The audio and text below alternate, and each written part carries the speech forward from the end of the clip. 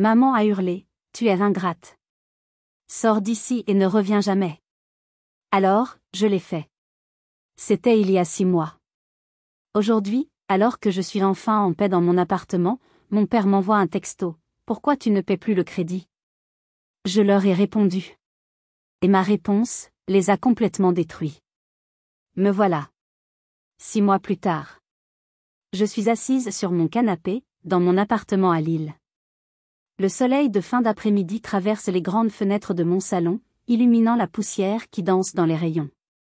C'est calme. C'est un silence que j'ai acheté. C'est mon calme. La vue donne sur les toits de la ville, un monde qui m'appartient, loin de la petite maison étouffante de Roubaix. Et puis, la vibration. Mon téléphone est posé sur la table basse en bois clair. Il ne sonne pas. Je l'ai mis en mode silencieux il y a 6 mois, le jour où je suis partie. Mais il vibre. Il vibre si fort qu'il ressemble à un essaim d'abeilles en colère, piégées sous le verre. Il glisse sur le bois, frénétique, comme s'il tentait de s'échapper. Sur l'écran, les noms s'allument, dans une chorégraphie grotesque, comme une mauvaise pièce de théâtre. Priscille. Appel manqué. Arsène. Appel manqué. Balthazar. Appel manqué. Puis un texto de papa. Puis un autre de maman. Puis un appel de Balthazar. Je ne bouge pas. Je ne touche à rien. Je les regarde, assise bien droite, les bras croisés sur ma poitrine. Je suis Adeline, j'ai 29 ans. Et pendant la majeure partie de ma vie d'adulte, ces 3 noms ont dicté ma tension artérielle, mon niveau de stress, et surtout, le solde de mon compte en banque. Pendant des années, j'ai été leur machine. Leur distributeur automatique de billets avec des sentiments. Leur fille pratique. Il y a 6 mois, la machine est tombée en panne. J'ai fermé le robinet. Je suis partie. Et maintenant, c'est la panique. Il panique. Je regarde le téléphone se débattre comme un poisson hors de l'eau, et je sens quelque chose que je n'ose pas avouer, quelque chose de sombre et de profondément satisfaisant. Un plaisir sombre. Ce chaos qui se déroule sur ce petit écran est la preuve. La preuve irréfutable que j'ai enfin, coupé le cordon.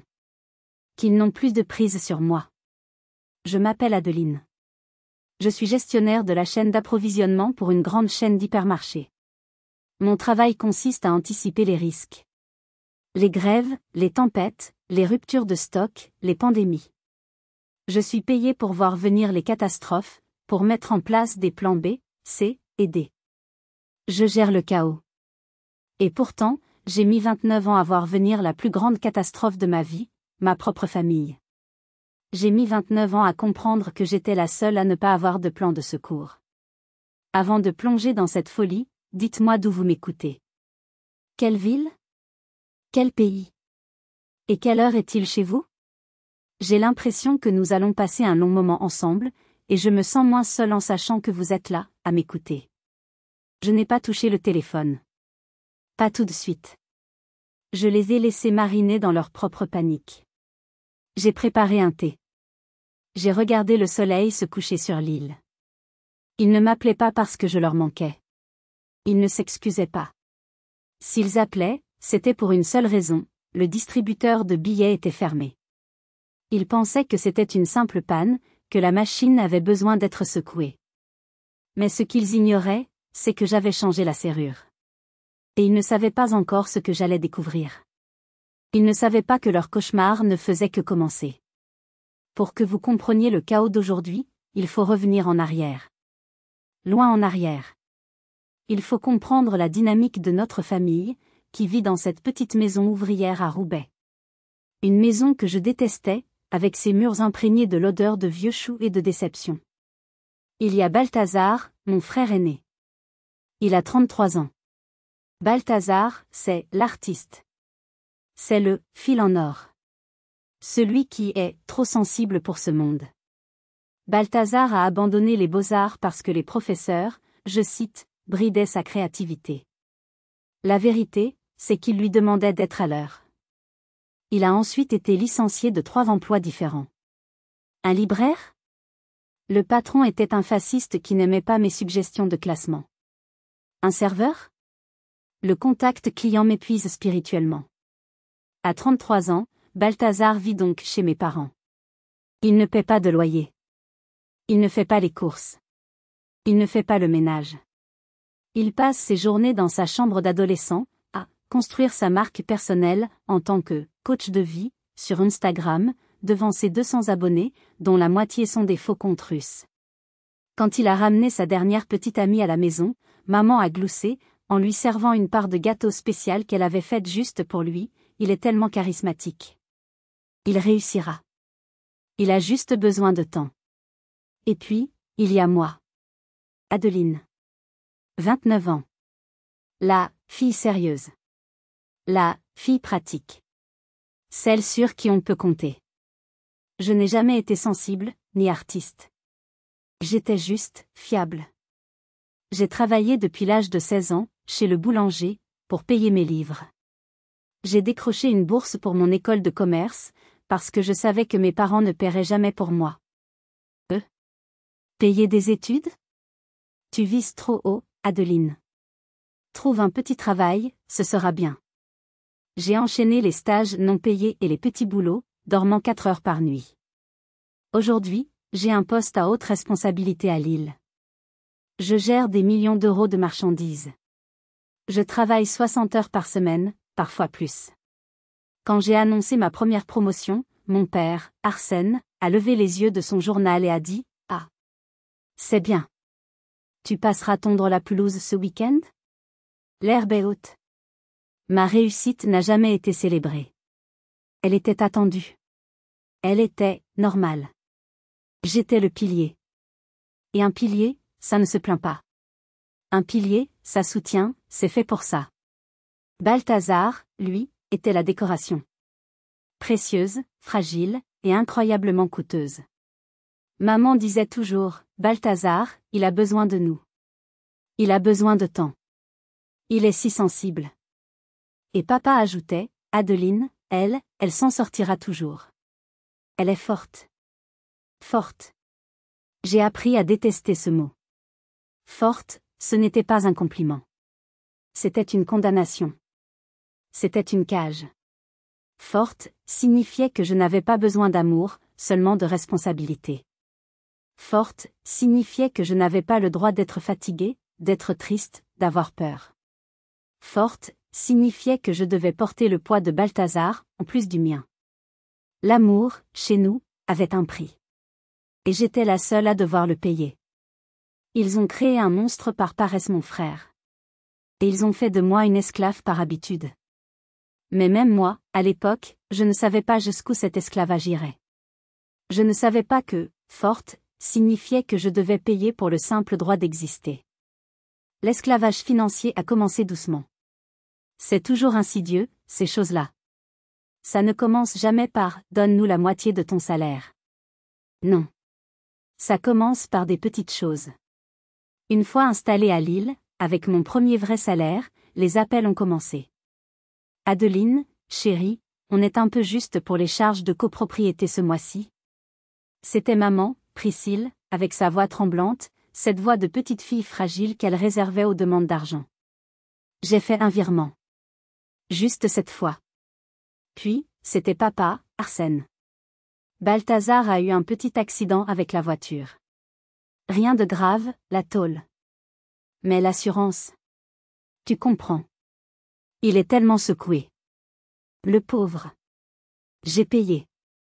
On a oublié de faire les courses, tu peux passer en rentrant du travail ?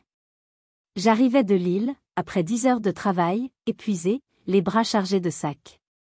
Je les trouvais tous les trois devant la télévision, en train de regarder une émission stupide. Balthazar me faisait un signe de tête distrait, sans décoller les yeux de l'écran. Tu as pensé à prendre mes chips préférés ? Puis, le gros morceau est arrivé. Le crédit immobilier. La maison de Roubaix.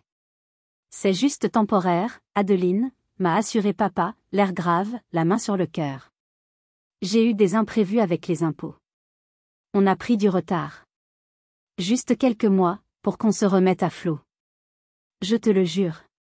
J'ai commencé à payer le crédit de la maison de Roubaix. Une maison dans laquelle je ne vivais plus. Une maison où mon frère de 33 ans vivait gratuitement, comme un roi. Je me mentais à moi-même. Je me disais que c'était mon devoir. Je me disais que c'était temporaire. Mais la vérité, c'est que j'étais terrifiée à l'idée qu'ils arrêtent de me parler. Je pensais que si je donnais assez, si j'étais assez pratique, assez forte, ils me verraient enfin. Ils m'aimeraient. J'achetais leur amour. Pour l'anniversaire de maman, il y a 1 an, j'ai fait une folie. J'avais reçu une petite prime, une prime pour avoir géré une crise d'approvisionnement. J'ai économisé pendant des mois. J'ai mangé des pâtes. Je lui ai acheté le parfum Guerlain dont elle parlait depuis toujours. Celui qu'elle allait sentir en parfumerie en disant « Ah, si seulement ». Un jour, je suis arrivée chez eux, le cœur battant, avec le petit paquet doré. Je m'attendais à des larmes, à une étreinte. Je m'attendais à ce qu'elle me voie moi, pas mon portefeuille. Elle a ouvert la boîte. Elle a regardé le flacon. Ah, c'est gentil. Elle l'a posé sur la commode. Elle ne l'a même pas essayé. Elle n'a même pas enlevé le bouchon pour le sentir.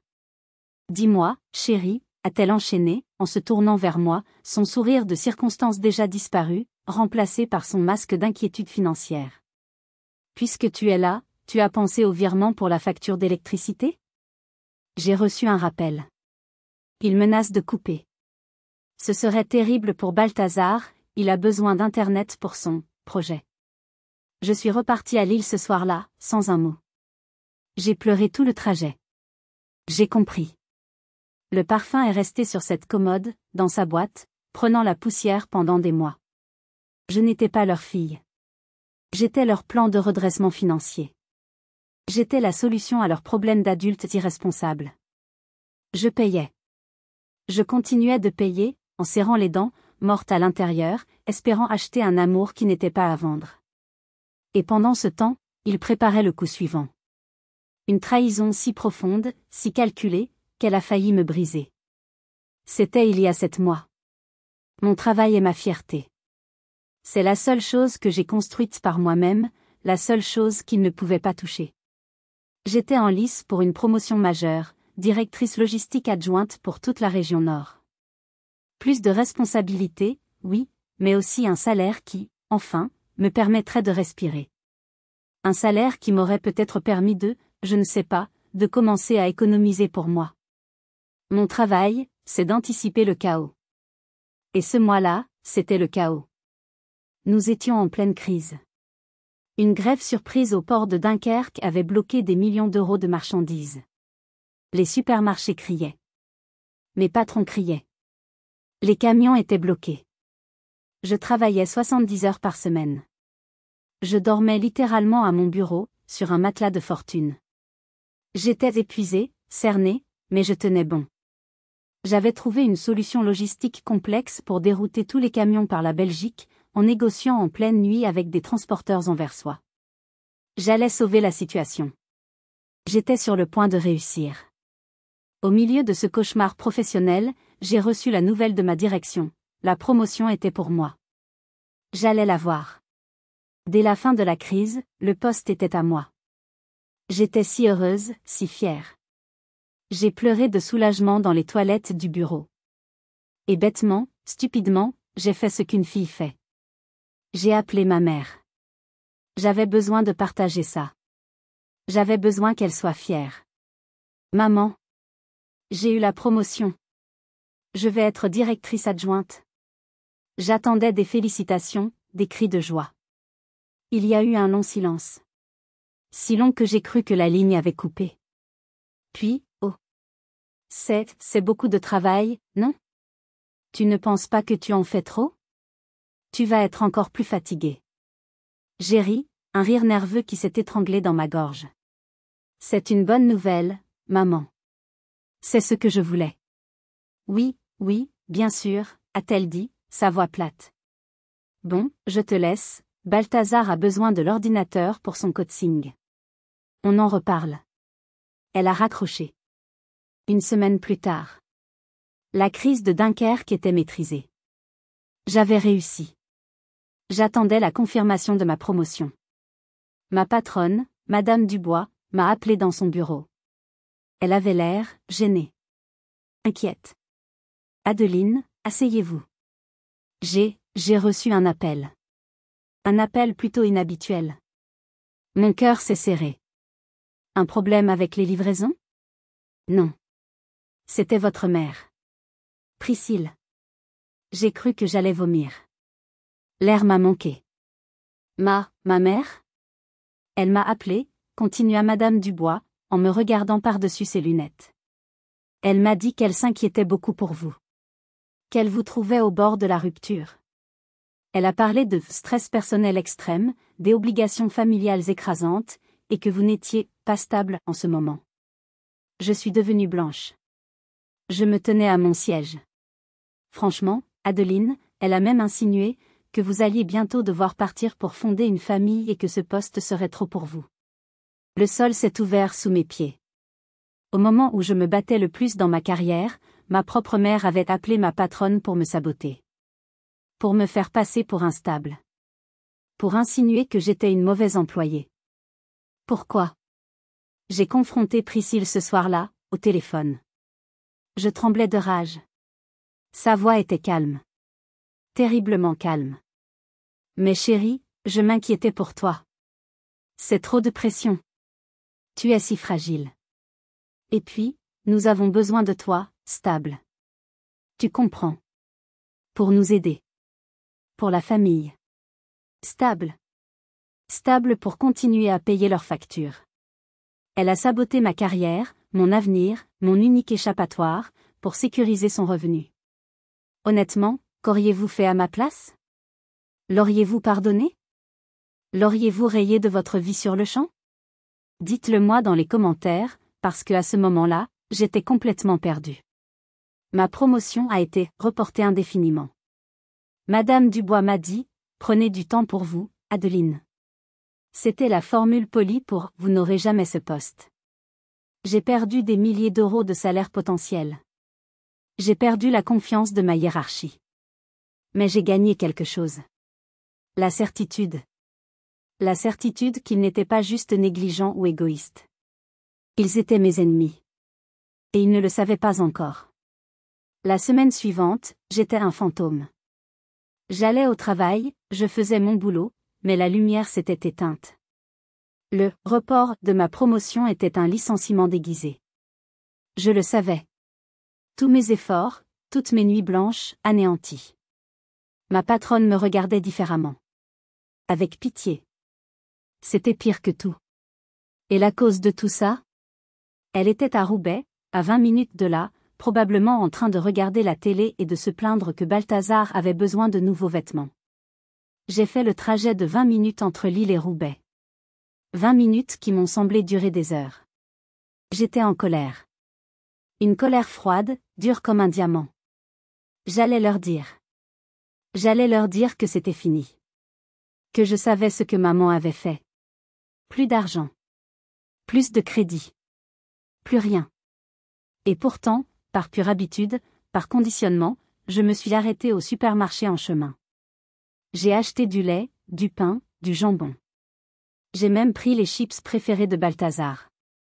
L'habitude d'être la fille pratique est difficile à perdre. C'est une seconde peau. Une peau que je détestais. Je me méprisais en posant les articles sur le tapis roulant. Je suis entrée dans la maison sans frapper.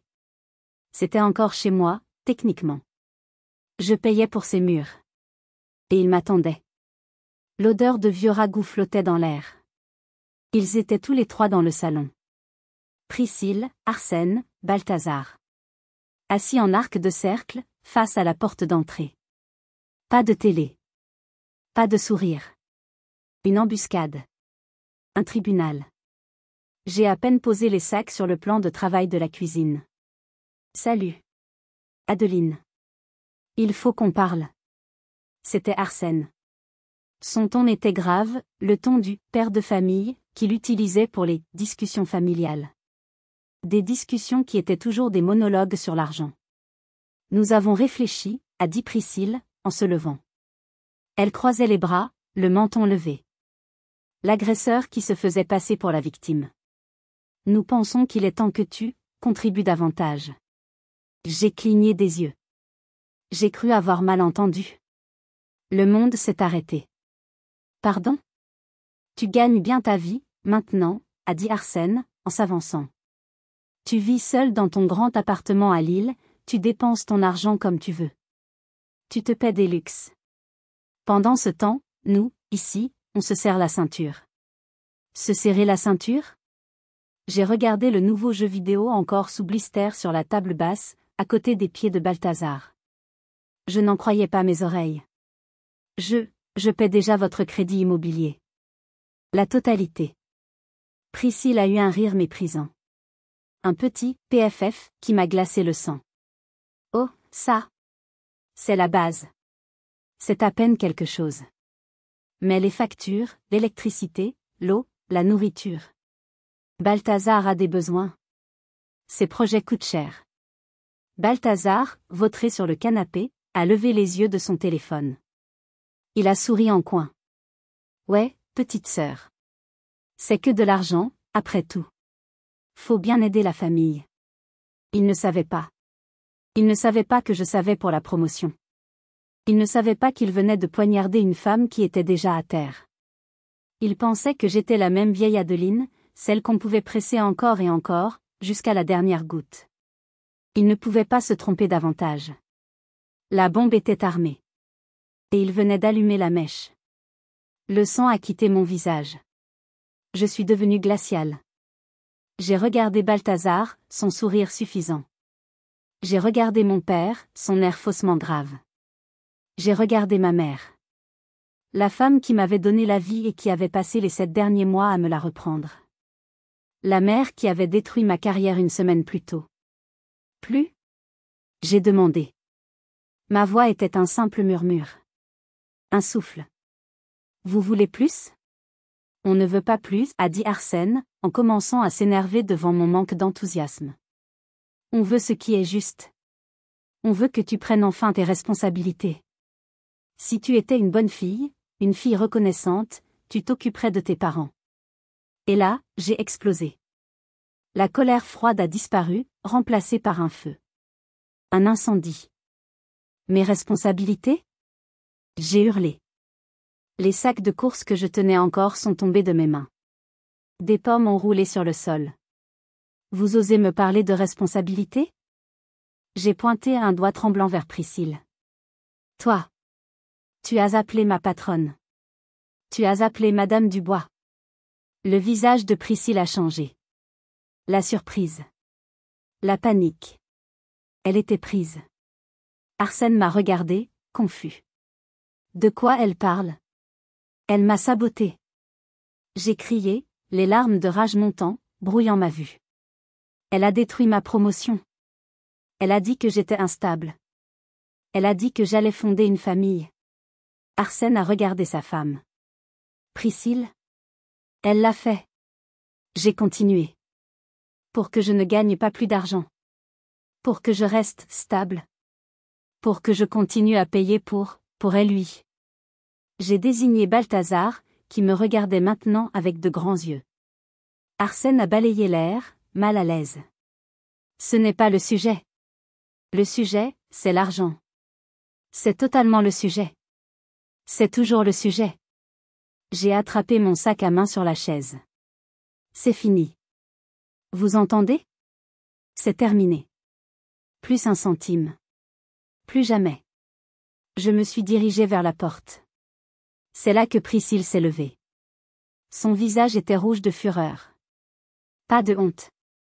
Pas de remords. Juste de la fureur. La fureur d'être découverte. Tu es insolente, a-t-elle craché. Après tout ce qu'on a fait pour toi. Tu es une ingrate. J'ai mis la main sur la poignée.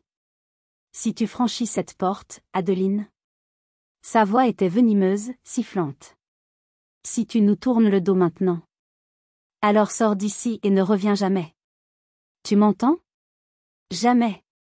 Il y a eu un long silence. La maison semblait retenir son souffle. Je me suis retournée lentement. J'ai regardé ma mère, le visage déformé par la haine. Mon père, qui hochait la tête en signe d'approbation. Et mon frère, qui souriait en coin, soulagé. Il pensait que j'allais céder. Il pensait que j'allais m'écraser, comme toujours. Et j'ai souri. Un vrai sourire. Froid, libérateur, tranchant. D'accord. J'ai ouvert la porte. L'air froid de Roubaix m'a frappé le visage. Et je suis partie. Je n'ai pas pleuré. Je n'ai pas crié. Je n'ai pas claqué la porte. J'ai marché jusqu'à ma voiture, et pour la première fois de ma vie, mes épaules étaient légères. J'avais laissé leur poids derrière moi. C'était il y a 6 mois. 6 mois de silence absolu. Jusqu'à aujourd'hui. Jusqu'au texto qui a tout fait exploser. Les 6 derniers mois ont été les meilleurs de ma vie. Et les plus étranges. Les premières semaines, je m'attendais à ce qu'ils appellent. J'attendais les excuses, les supplications. Rien. Le silence. J'ai pleuré, oui. J'ai pleuré la famille que je n'ai jamais eue. J'ai pleuré la promotion perdue. J'ai pleuré de rage. Puis, j'ai respiré. J'ai bloqué leur numéro. J'ai changé mes serrures mentales. J'ai commencé à économiser de l'argent. Mon argent. Pour moi. J'ai vu mon compte épargne grandir pour la première fois. C'était une sensation incroyable. J'ai pris des vacances. Une semaine à Biarritz. Seule. J'ai marché sur la plage. J'ai lu des livres. Je n'avais de compte à rendre à personne. J'ai acheté des plantes pour mon appartement à Lille. Des monstras, des fougères. Des choses vivantes qui ne demandaient que de l'eau et du soleil, pas mon âme. J'ai commencé à guérir. Mon travail était toujours tendu, la promotion était perdue à jamais, Madame Dubois était polie mais distante, mais au moins, quand je rentrais chez moi, c'était chez moi. C'était le silence. Un silence paisible. Et puis, aujourd'hui. Assise sur mon canapé, je regarde le téléphone vibrer. Je suis restée comme ça pendant 10 minutes. Puis, j'ai pris une profonde inspiration. J'ai débloqué le numéro d'Arsène. Juste lui. Un seul texto. Pourquoi tu n'as pas payé le crédit ce mois-ci? Pas de « bonjour ». Pas de « tu nous manques ». Pas de « comment vas-tu ». Juste une demande. Une exigence. Comme si les 6 derniers mois n'avaient pas existé.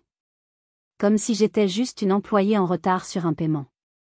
J'ai senti ce plaisir sombre, cette joie mauvaise. C'était donc ça.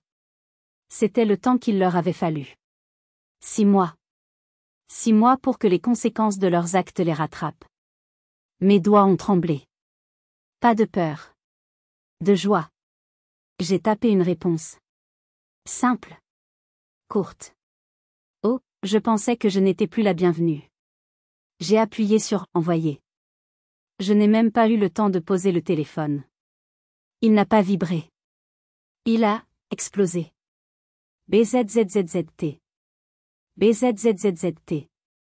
BZZZZT. Arsène appelle. Je l'ignore. Bing. Texto de Priscille, appelle-nous tout de suite. C'est pas drôle. Bing. Texto de Balthazar, Adeline, c'est urgent putain. Réponds. BZZZZT. Priscille appelle.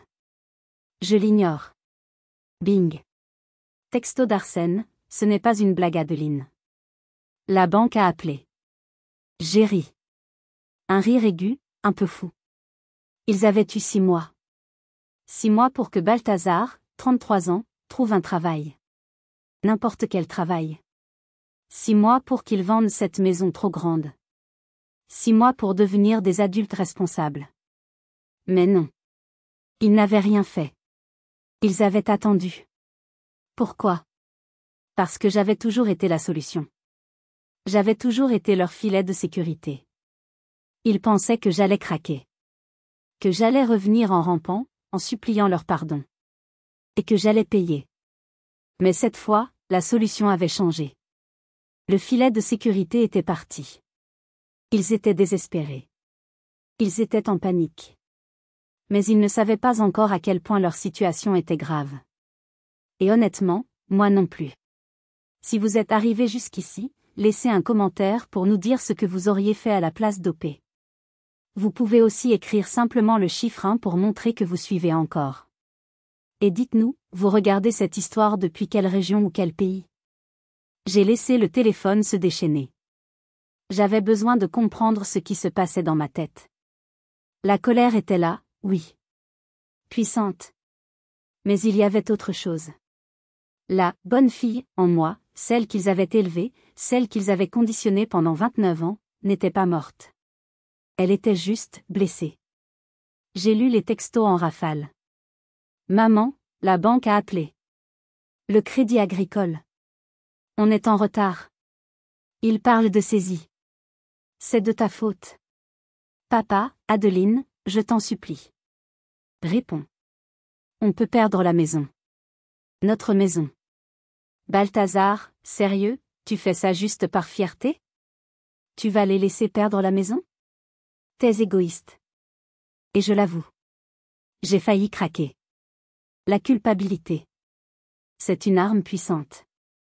Plus puissante que la colère. J'ai imaginé mes parents à la rue. J'ai imaginé leurs meubles sur le trottoir. Leurs voisins qui regardent. C'était horrible. Mon Dieu, et si c'était vraiment de ma faute? J'avais tenu 6 mois, mais peut-être que j'étais allé trop loin. J'ai ouvert mon application bancaire. Mon compte épargne. Il y avait de l'argent. Le mien. Mon doigt a tremblé au-dessus du bouton « Virement ». Juste cette fois, me suis-je dit. La gorge nouée. Juste pour arrêter l'hémorragie. Juste pour qu'il ne soit pas à la rue. Ensuite, je bloquerai à nouveau. Je le jure. J'étais si proche. Si proche de retomber dans le piège. À cet instant précis, mon téléphone a sonné. Mais ce n'était pas eux.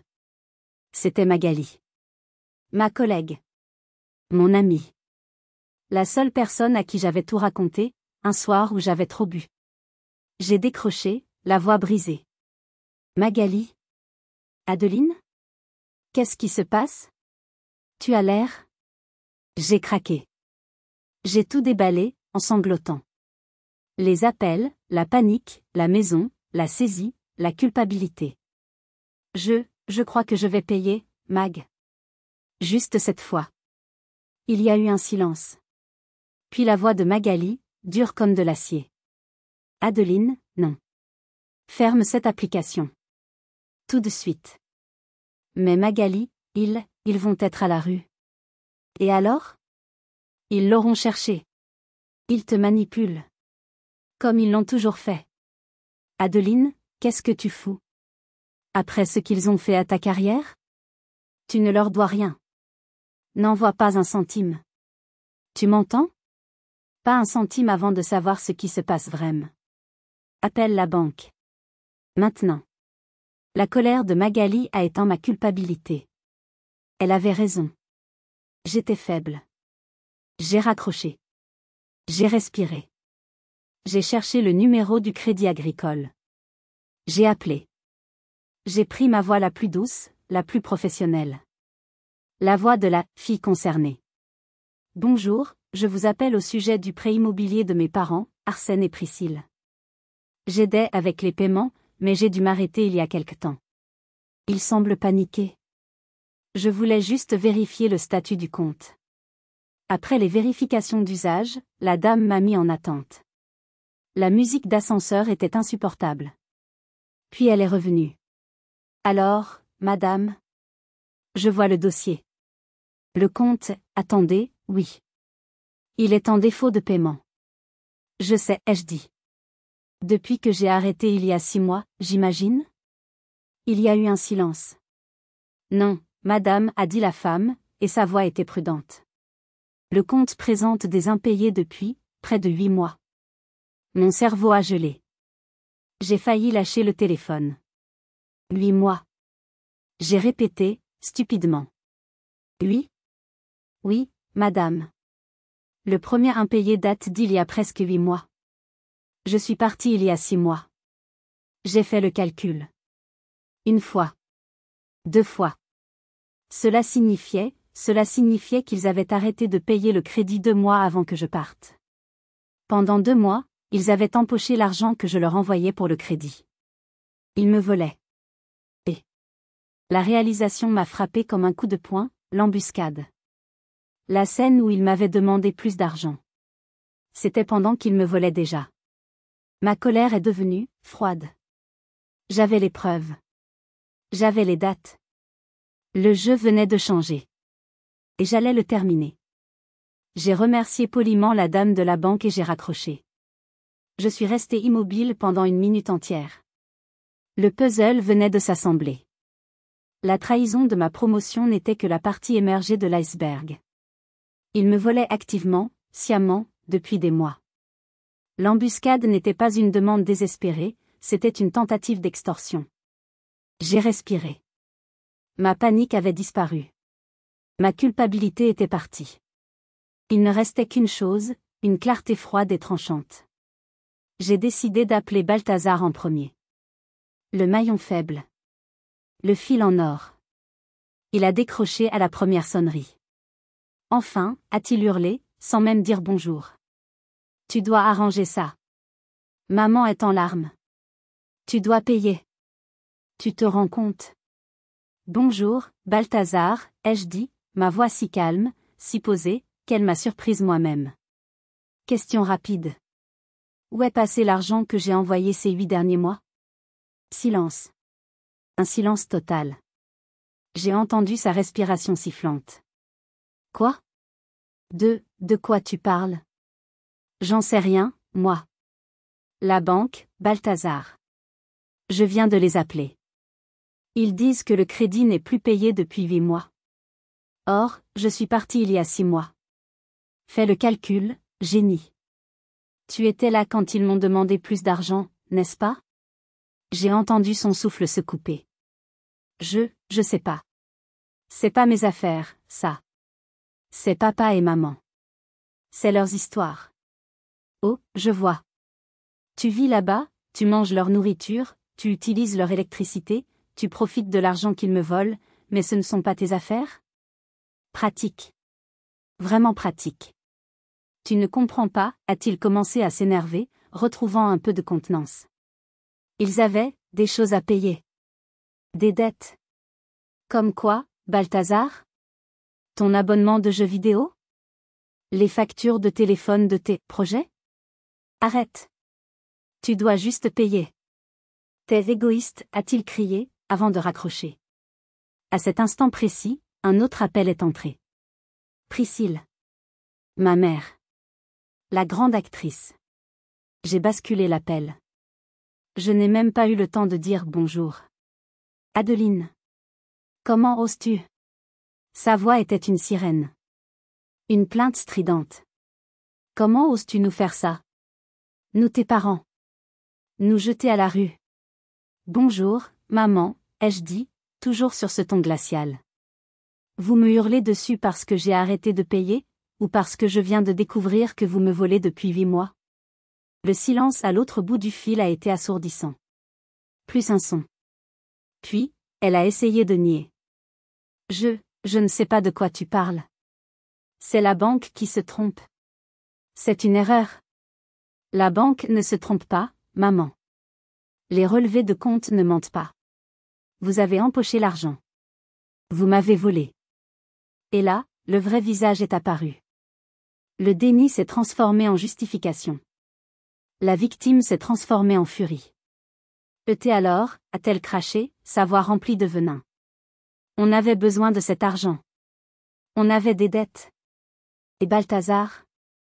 Balthazar a des difficultés. Tu ne sais pas ce que c'est. Tu ne sais pas comme c'est dur pour lui. Il est sensible. J'ai failli rire. Vraiment.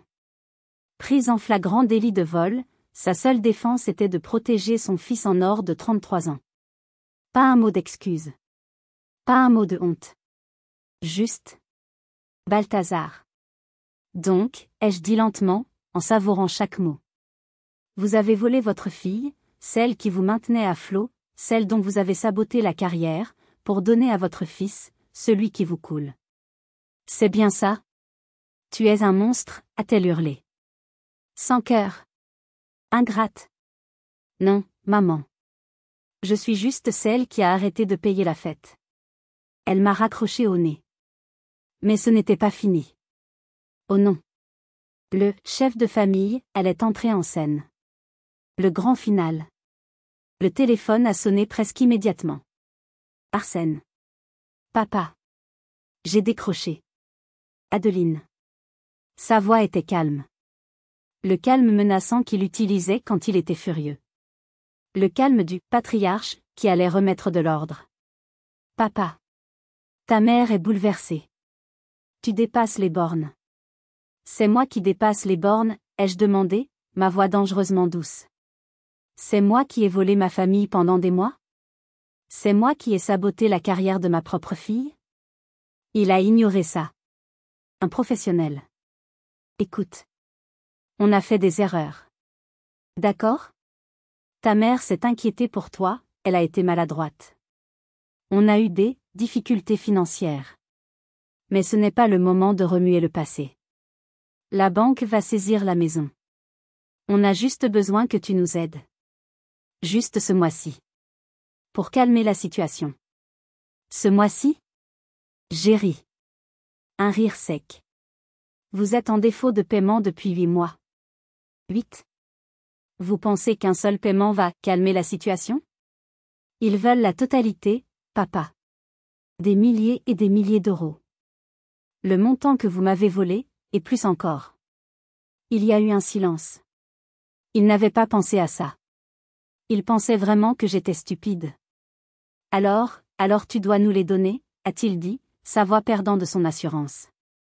Non. Quoi? Non. Vendez la maison. J'ai entendu Priscille hurler en arrière-plan. Jamais. C'est notre maison. C'est l'héritage de Balthazar. L'héritage de Balthazar. Pas le mien. Bien sûr. Ça ressemble à un problème personnel, papa, ai-je dit. Et là, il a craqué. La façade du patriarche s'est effondrée. Tu es ma fille, a-t-il hurlé, sa voix devenant aiguë. Tu nous dois le respect. Tu nous dois obéissance. Tu vas nous aider. Je ne vous dois rien. Surtout pas après la promotion que maman a sabotée.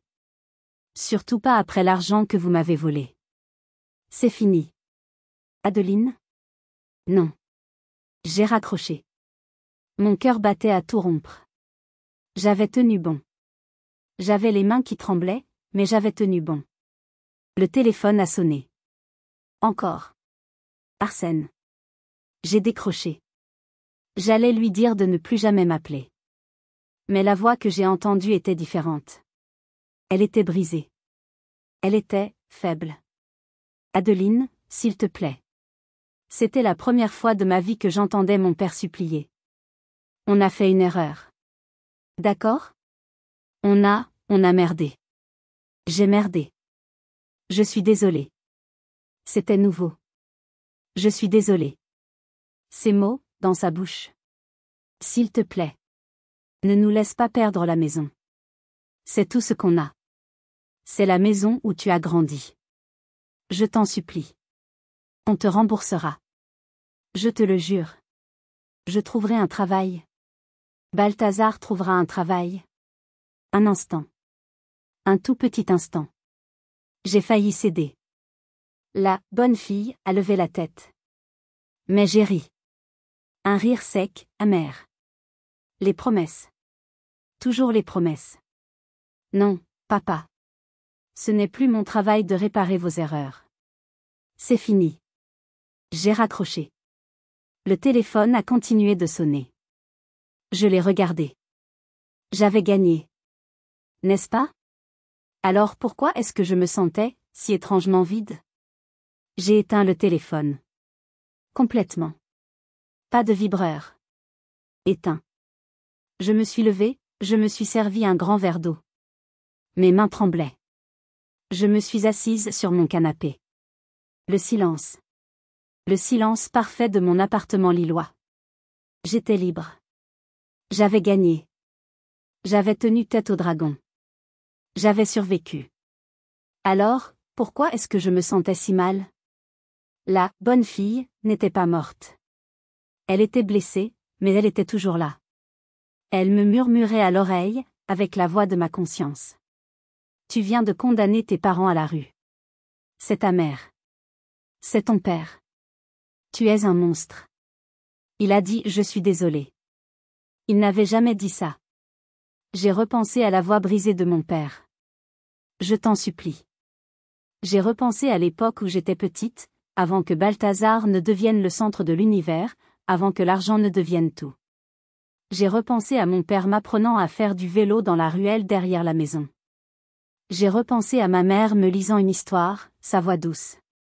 Où étaient passées ces personnes? Et s'ils se retrouvaient vraiment à la rue?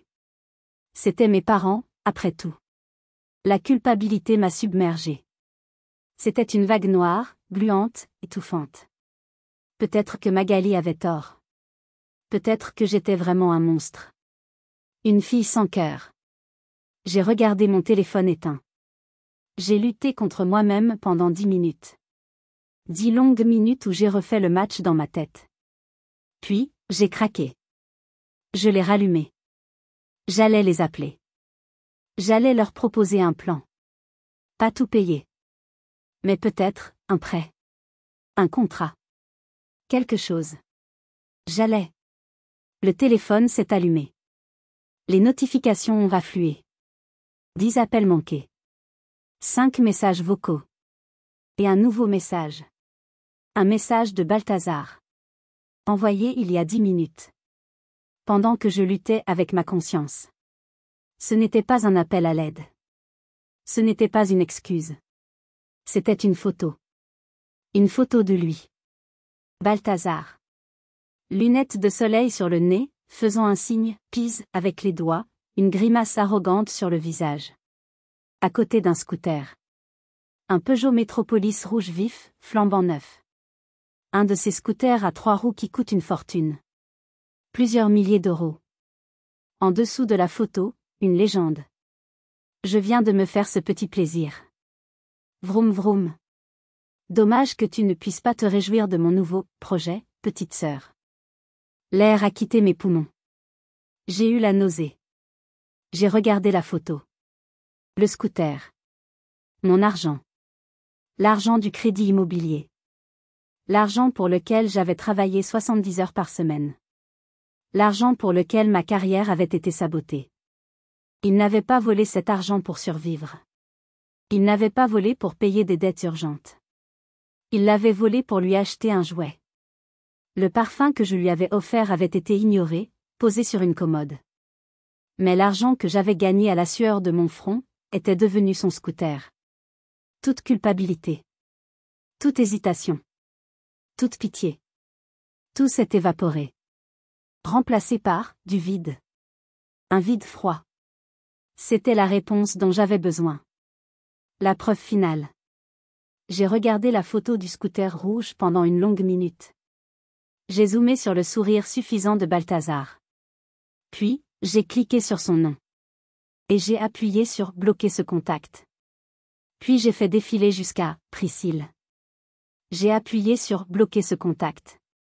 Puis « Arsène ». Bloquer ce contact. C'était fini. Vraiment fini.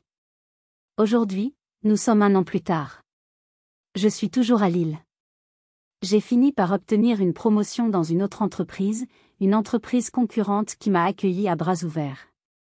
Mon ancienne patronne, Madame Dubois, m'a même appelé pour s'excuser. Elle avait fini par comprendre. J'ai rencontré quelqu'un. Il est gentil. Il paie sa part du loyer. C'est rafraîchissant. Je suis heureuse. La maison de Roubaix? Elle a été saisie par la banque il y a quelques mois. Je l'ai appris par une cousine éloignée qui m'a appelé pour me traiter de monstre. Je l'ai bloqué aussi. Je ne sais pas où ils vivent. Peut-être chez des amis. Peut-être dans un petit appartement. Peut-être que Balthazar a enfin trouvé un travail pour payer l'essence de son scooter. Honnêtement, je m'en fiche. J'ai payé pour ma liberté. J'ai payé avec des années de stress, des milliers d'euros, et une carrière presque sabotée. Mais je suis libre. Alors voilà. Je vous raconte ça, non pas pour me plaindre, mais parce que j'ai besoin de savoir. Avant de voir ce scooter, une partie de moi se demandait si j'avais été trop dure. Si j'avais été, comme ma mère l'a hurlé, ingrate. Dites-moi honnêtement, ai-je eu tort de couper les ponts? Était-ce la seule façon de me libérer? Avez-vous déjà été la seule personne responsable de votre famille? Avez-vous déjà dû faire un choix impossible, un choix entre votre propre santé mentale et les gens que vous êtes censé aimer? Partagez vos histoires dans les commentaires. Aimez cette vidéo si vous comprenez, ne serait-ce qu'un peu, mon choix. Parce que c'est mon histoire, mais je sais, au fond de moi, que je ne suis pas la seule. Merci de m'avoir écouté.